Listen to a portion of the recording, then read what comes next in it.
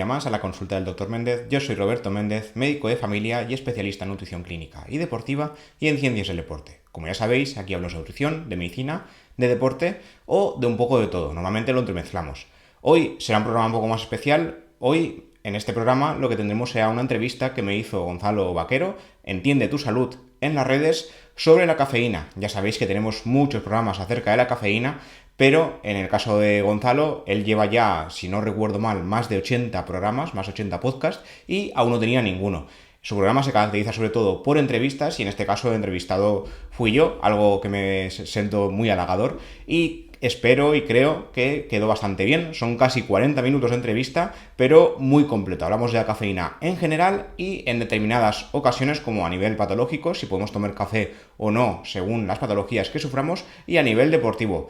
Os animo a escucharlo y, como digo, es un poco más largo de lo habitual respecto a mis programas, pero creo que os gustará. Os dejo con la entrevista completa con Gonzalo. Entiende tu salud en las redes. Buenos días, Roberto. Muchísimas gracias por venir. Hola, gracias a ti por invitarme. Primero, aunque parezca muy básico, ¿nos podrías definir qué es la cafeína y cuáles son los efectos que tiene en el cuerpo? Pues a ver, la cafeína es una sustancia química del grupo de las xantinas. Se descubrió realmente hace bastante poco, en 1819, y lo descubrió un alemán de nombre impronunciable, lo voy a intentar pronunciar lo mejor posible, que era Friedrich Ferdinand Runge. Runge en alemán no sé cómo se pronuncia, yo lo he pronunciado tal cual.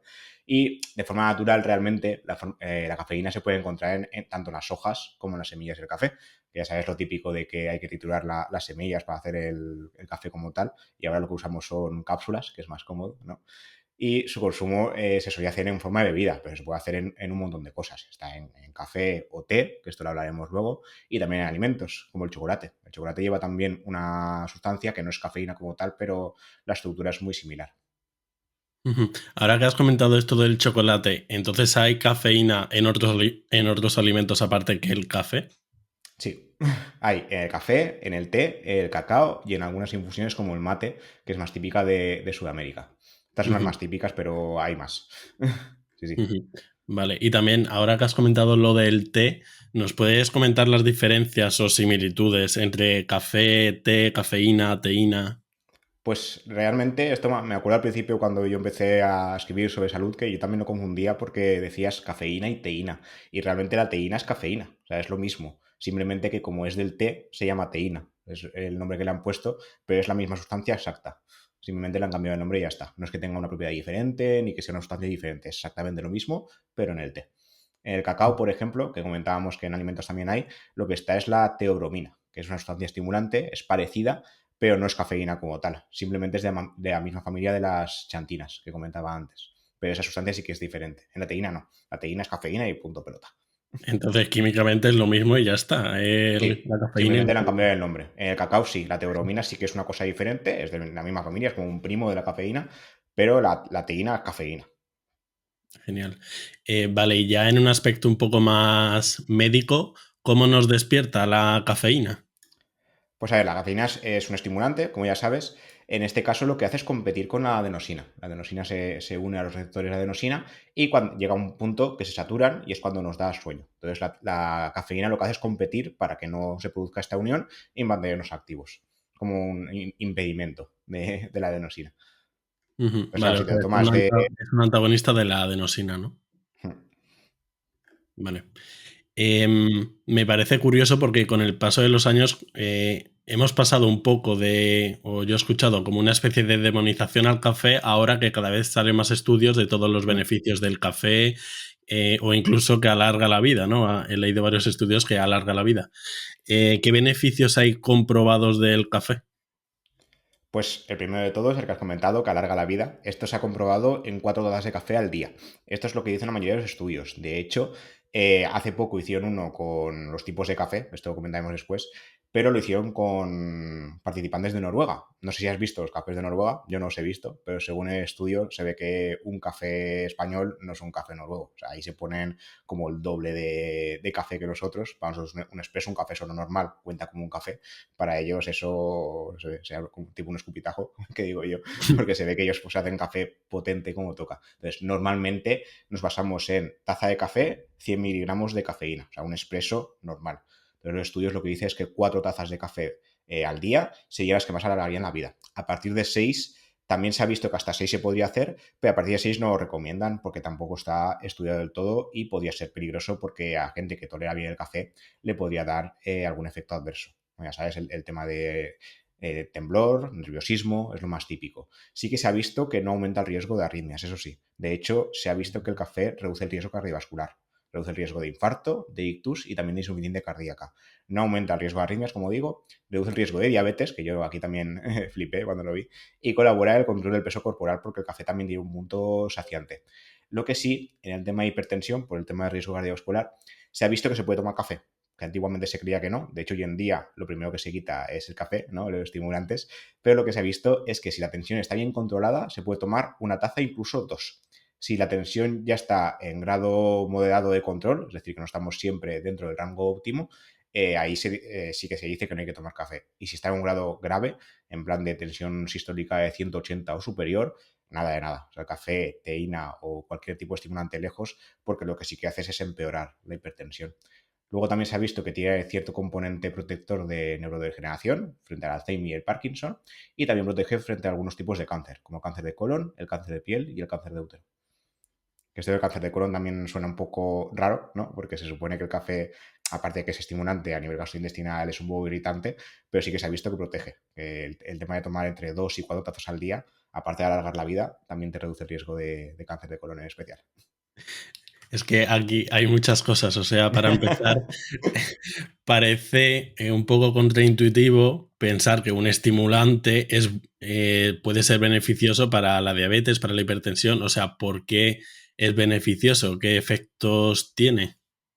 Claro, se supone que en este caso sería la cafeína, porque es lo que más se ha estudiado, pero lo que se está viendo es que incluso el café descafeinado también protege. Entonces creen, esto aún no se sabe, que el resto de polifenoles del café también colabora, porque de hecho cuando se estudia el té por separado, té verde, té negro, también se han visto beneficios, sobre todo a nivel cardiovascular. Entonces aún no se sabe a ciencia cierta por qué es, pero parece que no es solo la cafeína, es todo el café. Sí que se ha visto que el café con cafeína tiene más beneficios que el café sin cafeína. Entonces la cafeína algo hace, pero no solo la cafeína. Ahí es el cúmulo de todos los polifenoles que lleva el café.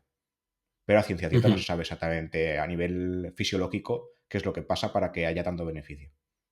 Vale, o sea, realmente tenemos algunas lagunas. Y eso te iba a preguntar, ¿qué otros componentes sabemos que tiene el café? ¿Es cafeína y polifenoles o tiene muchas cosas más?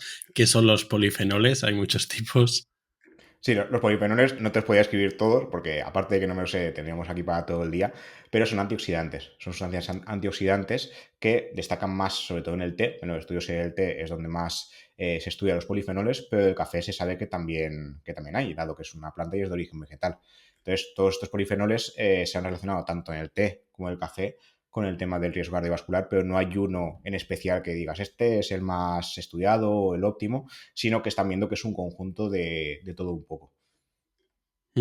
Bueno, en realidad con el tema de los polifenoles, si son antioxidantes, sí que tiene sentido que ayuden en prácticamente todo, ¿no?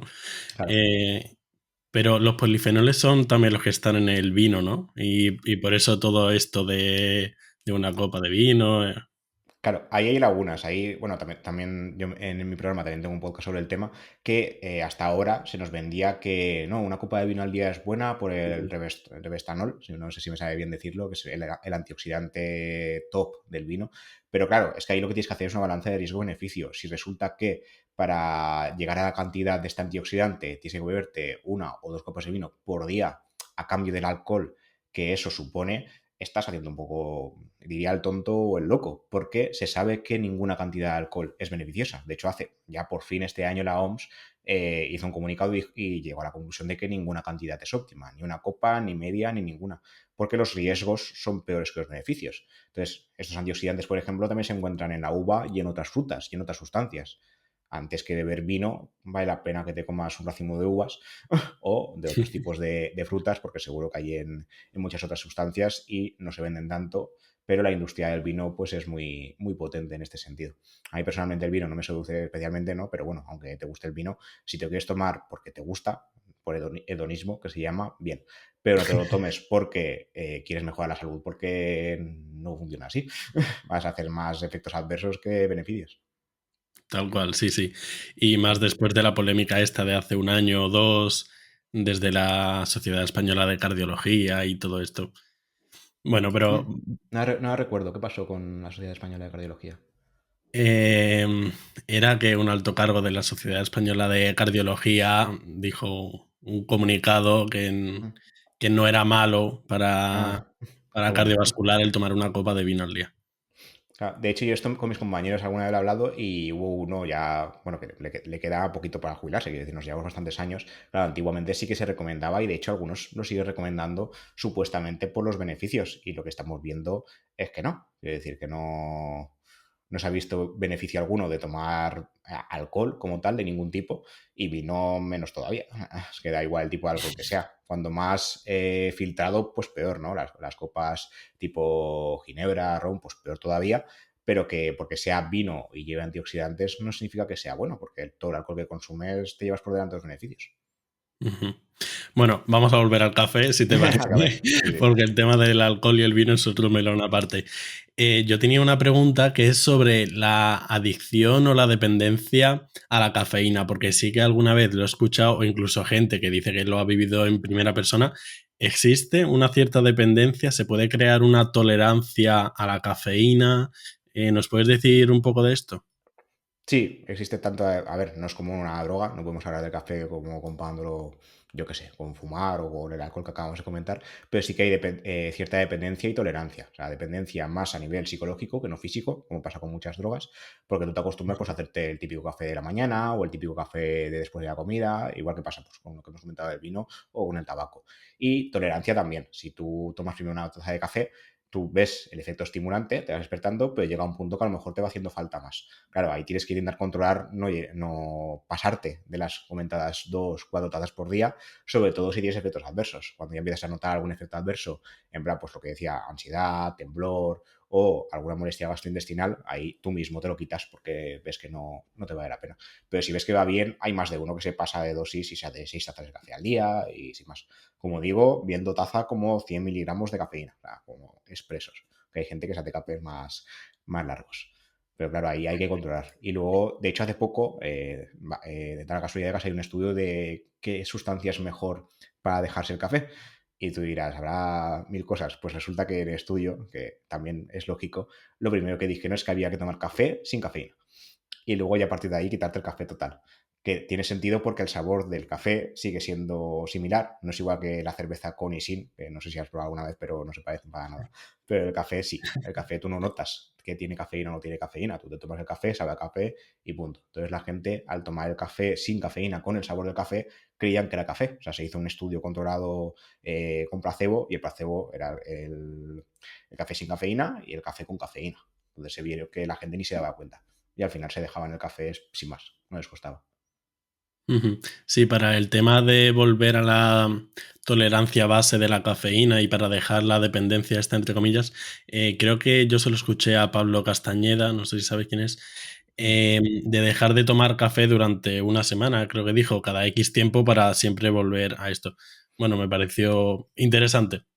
Sí, es como la dieta de dopamina que comentaba Marcos Vázquez, Sí. no sé si lo has escuchado, que es similar. A ver, yo soy más partidario de que, igual que con todo, por ejemplo, con el tema de nutrición, si quieres hacer dieta, cambiar de hoy estoy comiendo hamburguesas a mañana comer ensalada directamente, no lo acabo de ver. O sea, yo soy más de lo progresivo en todo. Entonces, el tema del café, quitárselo de golpe, tampoco soy muy partidario porque te puede provocar efectos adversos y efectos de dependencia psicológica y pasarlo mal. Entonces, mejor hacerlo así, ¿no? Cambiar, pues, algo. Si haces 4, hacerte 2 sin cafeína y 2 con.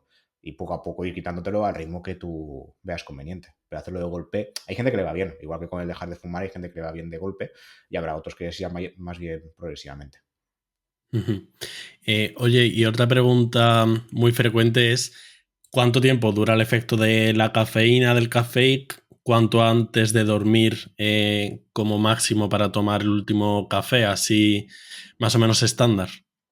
Pues el café, el primer efecto lo hace a los 15 minutos, porque es el tiempo que hace falta para absorberlo, tanto el café como algún alimento o algún medicamento, más o menos entre 15 y 30 minutos suelen tardar. Pero el café en especial a los 15 minutos ya hace efecto. Y puede hacer efecto hasta 6 horas después.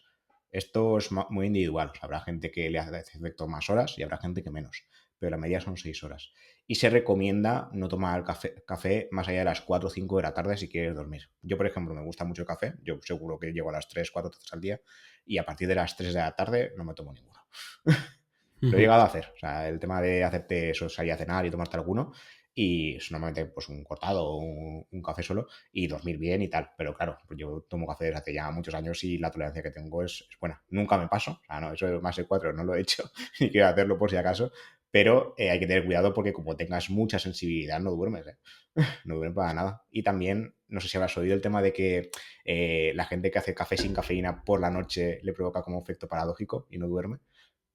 Pues No. eso pasa, que en lugar de tomárselo con cafeína, se toman sin, y al tomárselo sin no duermen porque se hace más efecto. Pues eso también está, sí, también está estudiado. Lo mejor es no hacerte ninguno y ya está. Vamos a lo fácil. Ujú.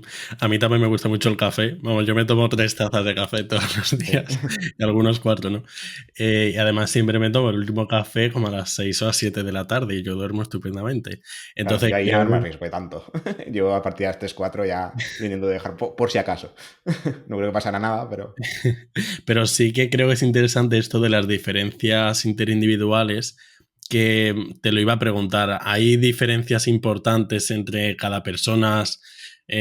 ¿Nos podrías explicar un poco a qué se deben estas diferencias, rollo el citocromo o no sé por qué serán?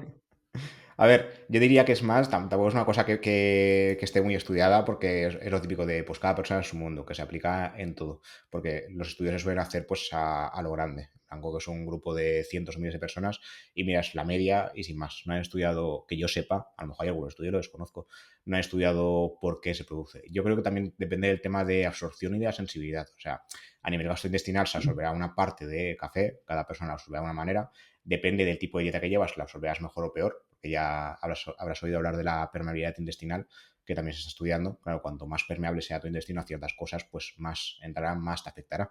Y luego a la hora de que haya entrado, más lo metabolizarás tú dependiendo de cómo seas.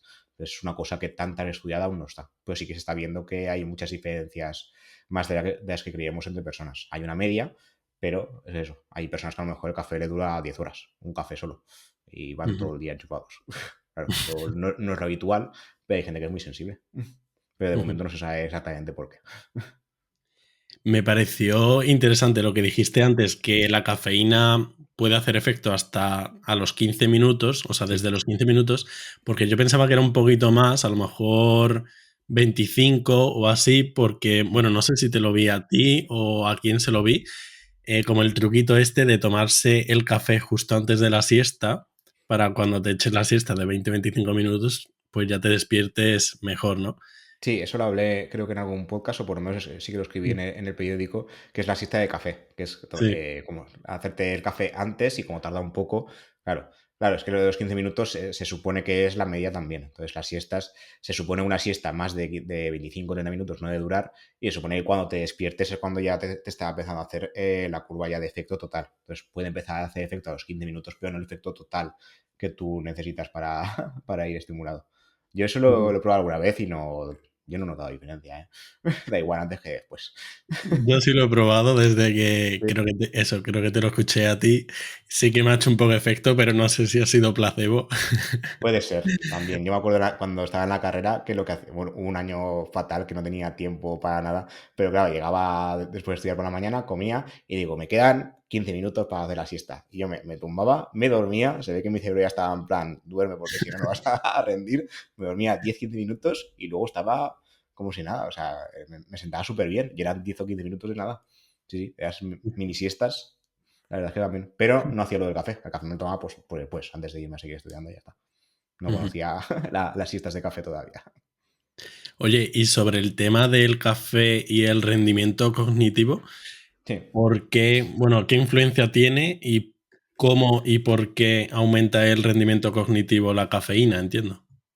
A ver, en este caso, por lo que hemos comentado ya hace un momento, el tema este de que sea un estimulante en general, o sea, tanto a nivel cardiovascular, quiero decir, te estimula a nivel de poder llegar a tener palpitaciones, aunque no provoca más arritmias, como hemos comentado, pero sí que es un estimulante a nivel simpático, ¿no? del sistema nervioso simpático.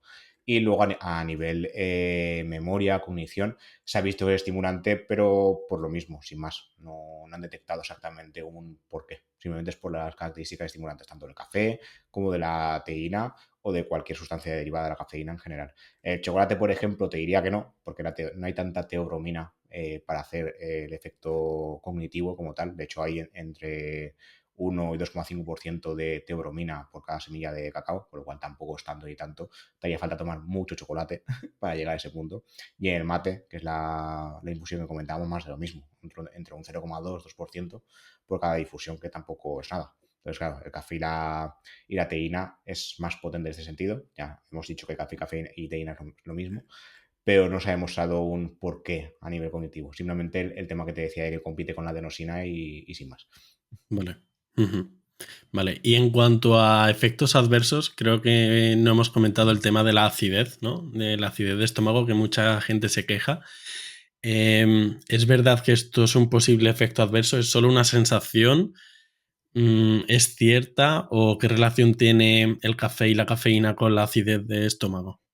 Sí, el café produce acidez. O sea, el café como tal, la cafeína como por su parte, no. De hecho, hay suplementos que son de cafeína, están los geles, chicles, hay cápsulas, comprimidos.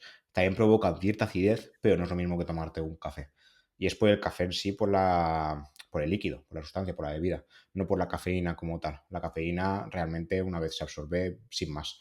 Pero una vez te tomas el café, al llegar al estómago sí que provoca este efecto de acidez. También te puede provocar, aparte de la acidez, el tema de las palpitaciones que comentábamos antes, que no aumento de riesgo de arritmia, sino que simplemente al ser estimulante, si eres más sensible, pues sí que te puede provocar un aumento de frecuencia cardíaca como tal, que esto es temporal y se pasa y sin más, dependiendo, insisto, de lo sensible que sea uno. Si uno no toma café y le pones un expreso doble, pues seguramente irá todo el día enchufado, como hemos comentado.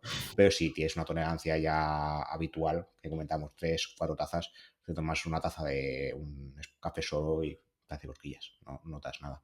Luego, por el tema de hipertensión, también hay que tener cuidado que si la hipertensión está controlada y te tomas alguna taza de café, si es puntual, bien, no te recomendaría tomarte una bebida energética porque ahí hay que tener cuidado, pero una taza de café normal, sin más. Y el tema del temblor, más de lo mismo. En relación a las palpitaciones, cuando aumentamos la frecuencia cardíaca, se provoca un temblor generalizado, sobre todo de manos, que también se pasa. Es como cuando uno tiene un cuadro ansioso, es lo mismo. De hecho, muchas veces se confunden los cuadros de algunos tipos de arritmias con cuadros de ansiedad. O sea, a mí me ha pasado en una consulta que yo digo, esta persona es que está en una crisis de ansiedad. Y te dicen que no, que yo no me noto ansioso, que es que me noto que estoy temblando y voy rápido, no sé por qué. Y luego lo estudias y te sale haciendo 50 latidos por minuto. Entonces, claro, ahí Ujú. hay que diferenciar si se puede, si tienes alguna herramienta para diferenciarlo en el momento y saber Me, por qué. Ujú. Me parece importante esto que estás recalcando varias veces de que no aumenta el riesgo de arritmias, porque sí que creo que es un mito muy frecuente. He Ujú. escuchado.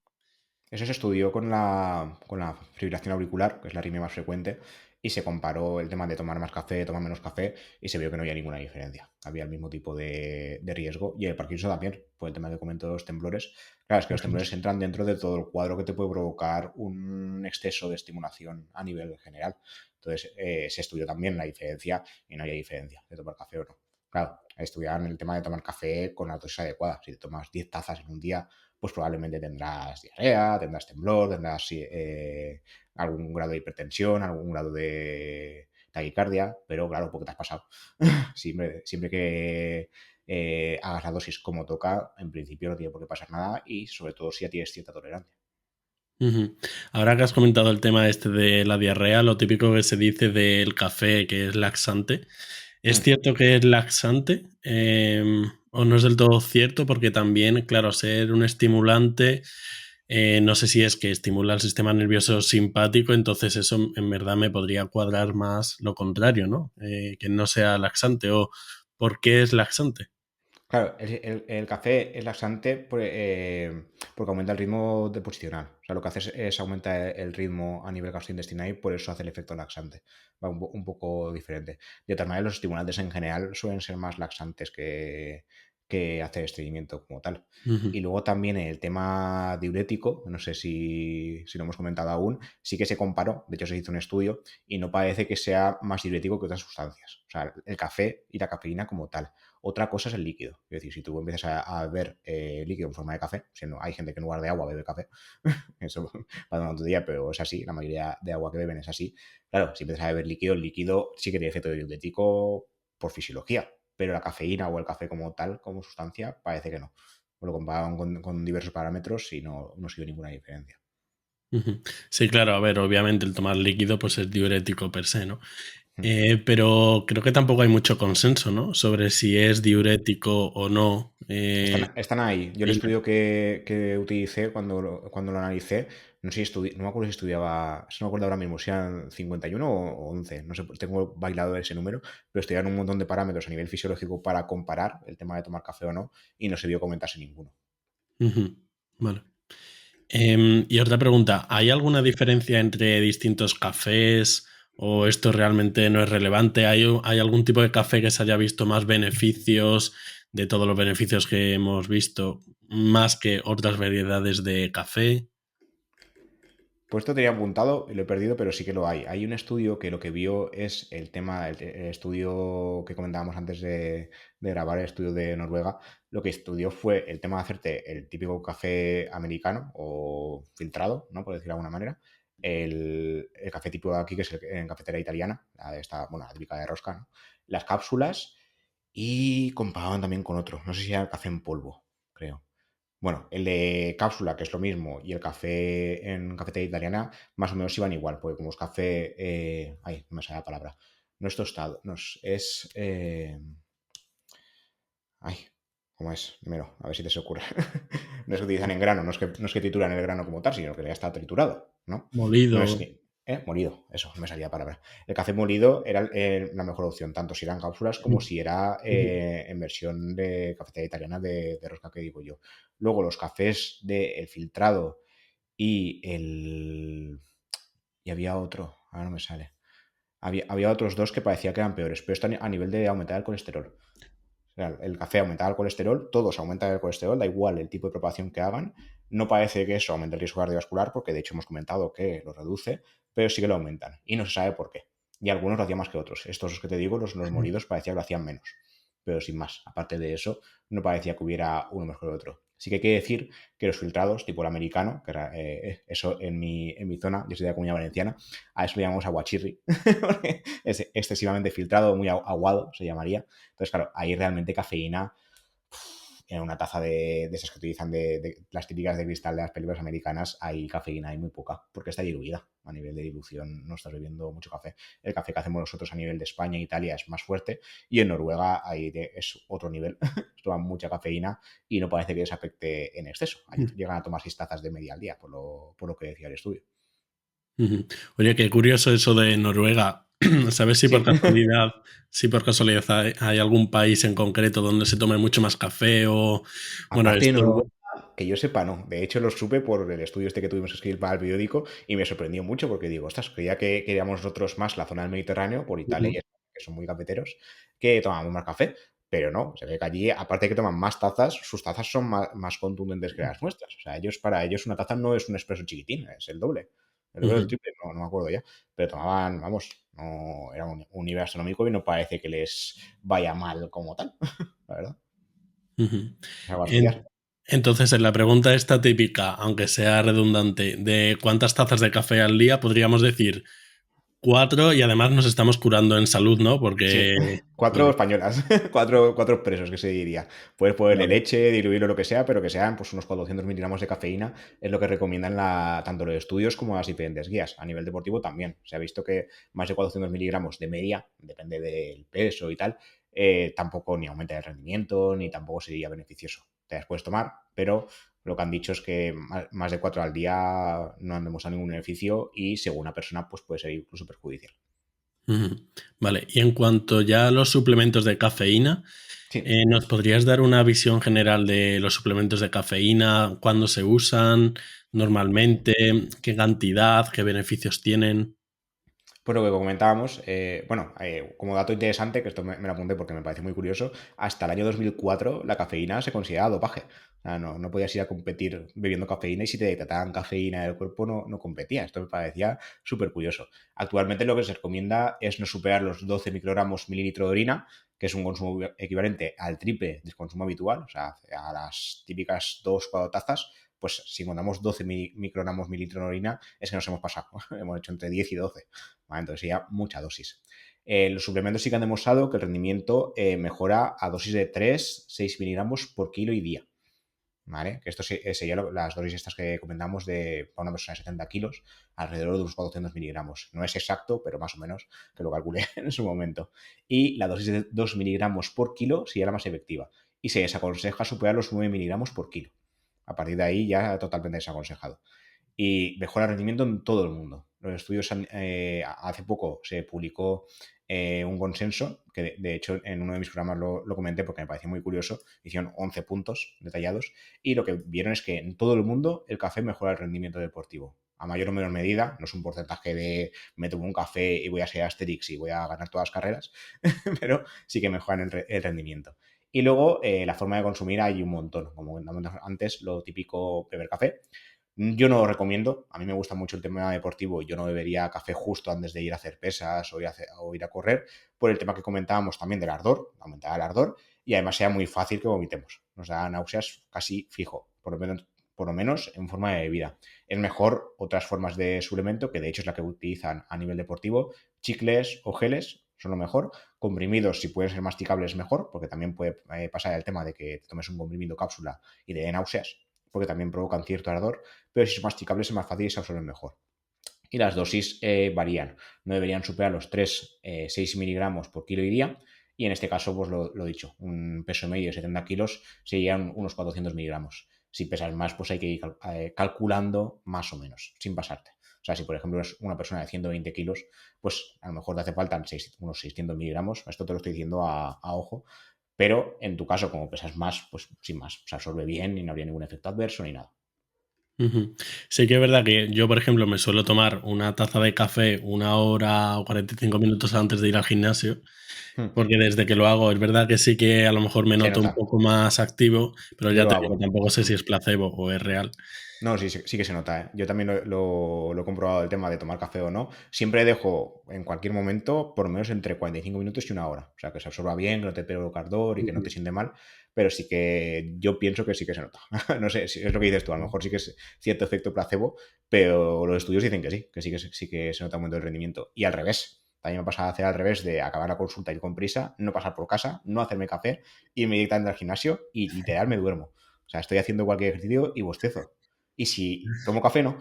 Está demostradísimo que hacerlo al revés, o sea, quitártelo y ir al gimnasio sin tomarte nada, cuando ya estás acostumbrado a tomártelo, pruébalo que verás que te duermes. Que me ha pasado ya un montón de veces lo de no tomarme café y ir durmiendo.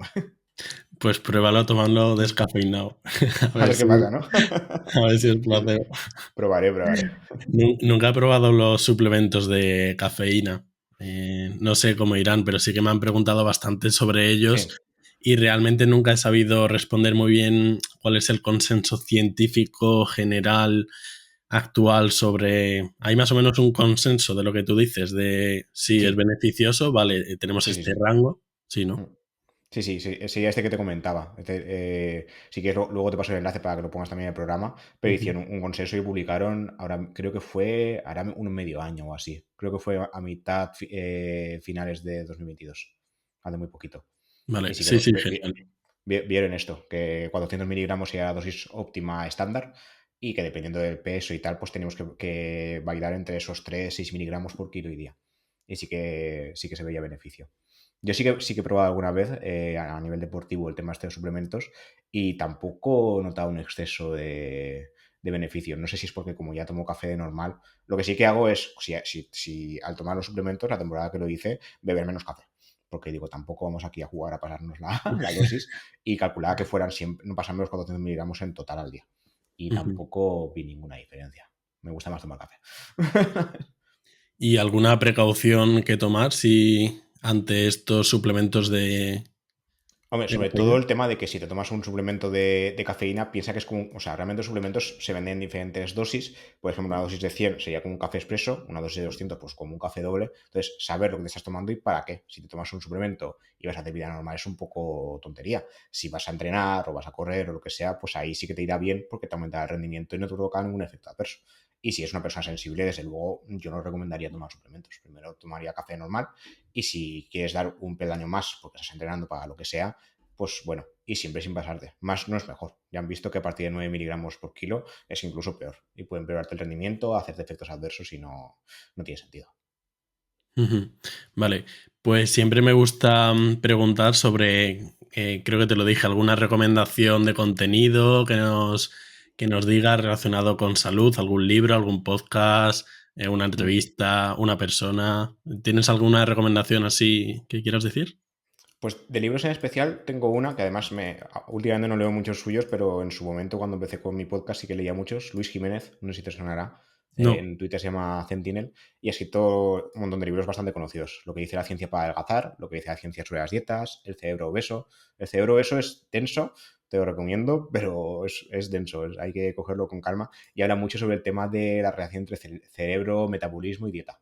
Está muy guay. Te habla de a nivel hormonal de todas las hormonas que hay incluidas dentro del metabolismo, porque la obesidad realmente no es tan fácil, no es estoy comiendo mucho y comiéndome poco, sino que es que hay un montón de cosas, sobre todo a nivel hormonal, alteradas para que una persona llegue a ese nivel de llegar a la obesidad. O sea, una cosa es coger algún kilo de más, que a todo el mundo le pasa, y otra cosa es llegar a niveles de obesidad mórbida. Eso no es tan fácil, no es como mucho y punto. Y el cerebro obeso te lo explica. Es una cosa que me llamó mucho la atención y me gustó mucho. Y el resto de libros de Luis son una caña. O sea, el hombre escribe muy bien, es bioquímico, pero le gusta mucho el tema de la nutrición y ha escrito, no sé si habrá llegado a los 10 libros, 8 creo que sí que tiene, sobre el tema de la nutrición y dietética. Y el del cerebro, eso especial, a mí me gustó especialmente. Ujú. Genial, pues lo dejaré en las notas del episodio. ¿Algún otro dato interesante, algún estudio que te haya llamado la atención, que no hayamos comentado del café, la cafeína? Pues había uno que le llamamos la paradoja del café en el periódico, que era que si se excede el consumo de café, en lugar de provocar nivel de alerta, lo que te provoca es estar más dormido. Eso sí, es una cosa súper extraña. No le pasa a todo el mundo, pero sí que se ha demostrado que si nos pasamos de dosis, en lugar de estar más, es mejor, que decíamos, lo que hace es pegarte el bajón y ya te duermes, si te pasas. ¿Y eso por qué? ¿Se sabe o...? No, a ver. No, simplemente por exceso de dosis. Yo creo que ahí habrá algún tema de saturación. Como decíamos, Sí, el ¿no? tema de los receptores de adenosina llegará al punto de saturación y en lugar de hacer el efecto de alerta por competir con la adenosina, lo que hará es todo lo contrario. Como pasa a Ujú. veces en otras cosas del cuerpo. Pero no lo tiene muy claro del todo. Ah, luego Qué te dejaré el enlace interesante. también por si para el estudio, que está curioso, la verdad. A mí me llamó Ujú. mucho la atención y me dije a mí mismo, nunca te pases, que ya sabes que va a ir mal. Genial. Bueno, pues dinos dónde podemos saber de ti, leerte, escucharte por otros medios. Bueno, pues el podcast es la consulta del doctor Méndez, no me lo ocurre mucho cuando le puse el nombre.